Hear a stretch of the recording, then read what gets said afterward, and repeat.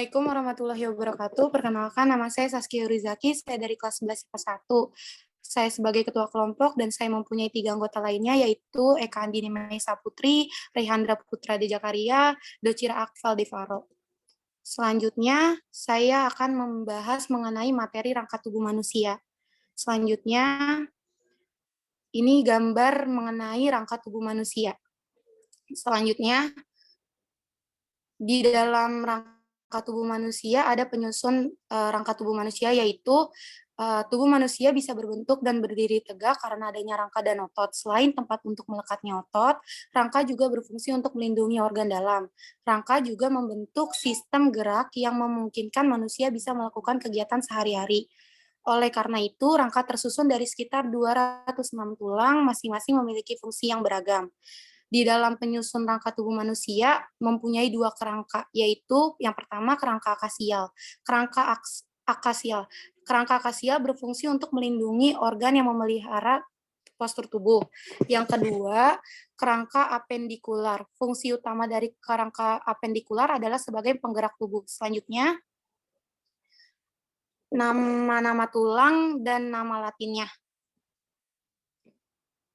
Ini pertama ada gambar tulang di tengkorak. Yang pertama nama latin tulang di tengkorak, yang pertama ada tulang dahi, nama latinnya frontal, yang kedua ada tulang ubun-ubun, nama latinnya parietal, tulang kepala belakang occipital, yang selanjutnya tulang pelipis, nama latinnya temporal, tulang pipi nama latinnya zygomatics, selanjutnya tulang baji nama latinnya sphenoid, tulang rawan bawah mandibula, yang selanjutnya tulang rahang atas maksila, tulang air mata lakrimal, tulang hidung nasal. Selanjutnya,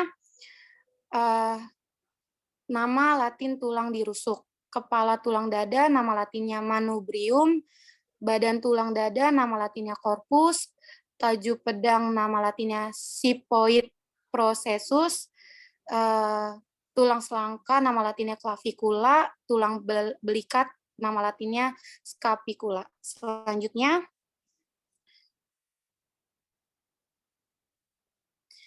nama latin tulang di lengan.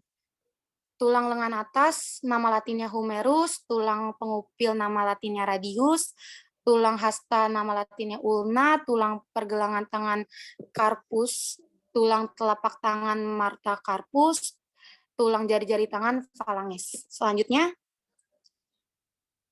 nama latin tulang di pinggul. Tulang usus nama latinnya ilium, tulang kemaluan nama latinnya pubis, tulang duduk namanya ischium. Selanjutnya, nama latin tulang anggota gerak bawah. Tulang paha nama latinnya femur, tulang tempurung lutut nama latinnya patella, tulang kering nama latinnya tibia, tulang betis fibula, tulang pergelangan kaki tarsus, tulang telapak kaki metatarsus. Tulang jari-jari kaki phalanges, sama dengan jari-jari pada tangan.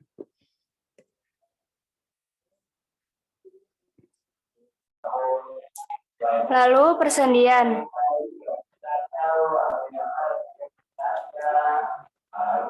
Sendi adalah bagian yang menghubungkan tulang dan membantu tubuh bergerak. Jumlah sendi setiap orang berbeda satu sama lain. Setidaknya ada sekitar 250 hingga 350 sendi yang menghubungkan tulang-tulang kita. 1. Sendi putar. Ciri khas sendi putar adalah kemampuannya untuk menggerakkan tulang dalam gerakan memutar atau rotasi dari tulang lain. Contoh sendi putar adalah sendi di bagian leher. Sendi putar ini membuat bagian kepala bisa bergerak memutar. Yang kedua, sendi geser.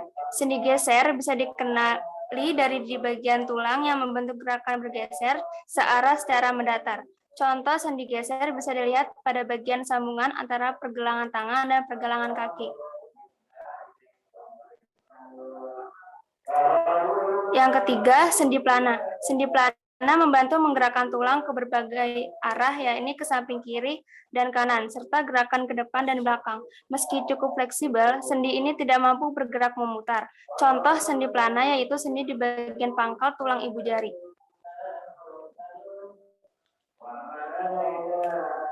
Keempat, sendi engsel. Sendi engsel bergerak seperti cara kerja engsel pintu, membantu tulang bergerak searah menyerupai pintu yang dibuka tutup. Contoh sendi engsel adalah sendi di bagian lutut dan bagian siku yang membengkok atau ulna.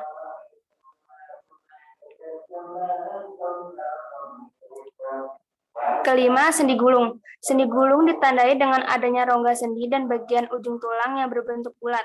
Persendian ini menghasilkan gerakan dua sumbu arah secara fleksibel, kecuali gerak memutar. Contoh sendi gulung yaitu sendi yang ada di antara rahang serta antara tulang telapak tangan dengan tulang jari tangan.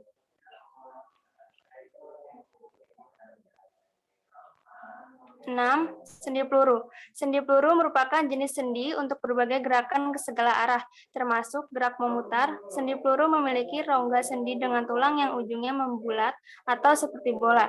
Contoh sendi peluru adalah sendi di bagian panggul yang menyatukan tulang panggul dengan tulang paha. Contoh lainnya sendi pada bahu yang menghubungkan tulang belikat dan tulang lengan.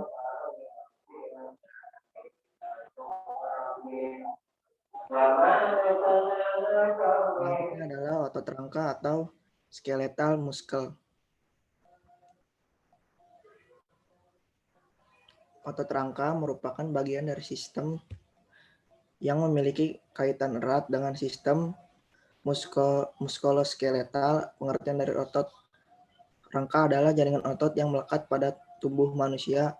Otot rangka menjadi satu-satunya jaringan otot yang bisa dikendalikan secara sadar. Fungsi sistem otot manusia. Setiap jenis otot yang terdapat dalam sistem otot manusia memiliki fungsinya masing-masing. Berikut ini adalah beberapa fungsi dari sistem otot di dalam tubuh. Yang pertama adalah melakukan gerakan tubuh. Kedua, mengatur postur tubuh. Yang ketiga, menjaga keseimbangan. Yang keempat, mendukung peredaran darah manusia.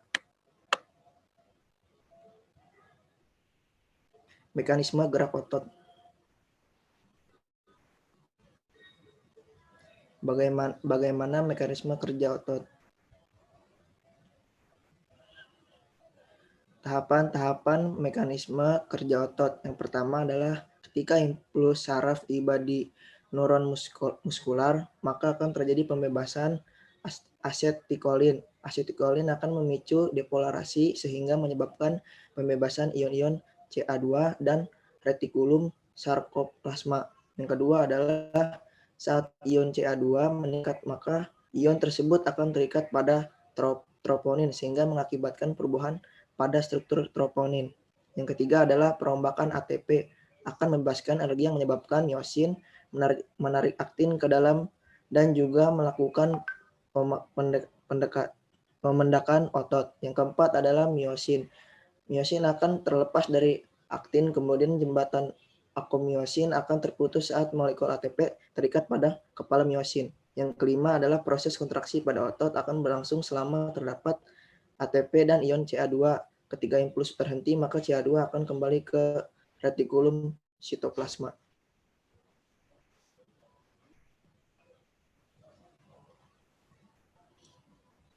Gangguan pada sistem gerak manusia. Gangguan muskuloskeletal atau sistem gerak pada manusia adalah kondisi yang mengganggu fungsi tulang, sendi, ligamen, tendon, hingga otot. Seringnya gangguan sistem gerak pada manusia ini bersifat degeneratif atau penyakit yang menyebabkan fungsi tubuh mengalami kerusakan secara perlahan tapi pasti. Selain itu, gangguan muskuloskeletal ini dapat menyebabkan rasa sakit dan mengurangi kemampuan Anda untuk bergerak. Hal ini dapat mencegah Anda melakukan aktivitas sehari-hari seperti biasanya.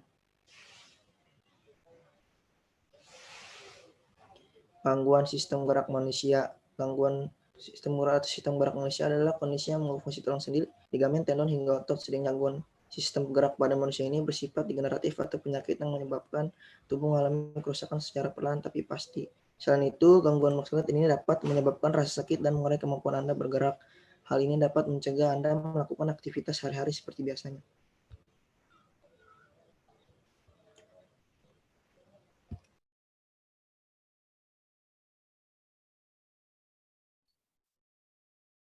Gangguan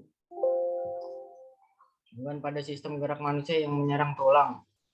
Osteoporosis. Menurut National Osteoporosis Foundation, osteoporosis adalah penyakit pengeroposan tulang dan menurunan kepada padatan massa tulang yang terjadi secara bertahap. Penyakit ini tidak menimbulkan gejala, sehingga biasanya baru disadari saat Anda telah mengalami patah tulang. Teknologi sistem gerak. Satu, teknologi cara mengatasi gangguan sistem gerak pada manusia, menyembuhkan patah tulang. Pemanasan gip, yaitu bahan kapur yang diletakkan sekitar tulang yang patah. Pembidaian, yaitu dengan menempatkan benda keras di sekeliling tulang yang patah. 3. Pembedaan internal, yaitu pembedaan untuk menempatkan batang logam atau piringan pada tulang yang patah. 4. Penarikan, yaitu menggunakan beban untuk menahan anggota gerak yang mengalami deformitas dan mempercepat penyembuhan. Penyembuhan kanker atau tumor tulang. 1. Kemoterapi, biasanya menggunakan obat-obatan yang sangat kuat untuk mencoba membunuh sel kanker. 2. Radioterapi, yaitu pengobatan kanker dengan menggunakan sinar radioaktif seperti sinar X, elektron, sinar gamma, atau partikel lain. Operasi bertujuan untuk menghilangkan tumor lokal pada tulang. Pergantian sendi. Pergantian sendi dilakukan dengan cara membedakan untuk mengganti sendi yang rusak dengan logam. Bonggol sendi diganti dengan logam campuran. 4. Implan. Implan adalah pemanasan suatu material dari benda rigid atau kaku pada tulang belakang yang mengalami gangguan. Terima kasih. Assalamualaikum warahmatullahi Sekian wabarakatuh. kelompok saya. Bila ada kekurangan mohon dimaafkan. Wassalamualaikum warahmatullahi wabarakatuh. Terima kasih.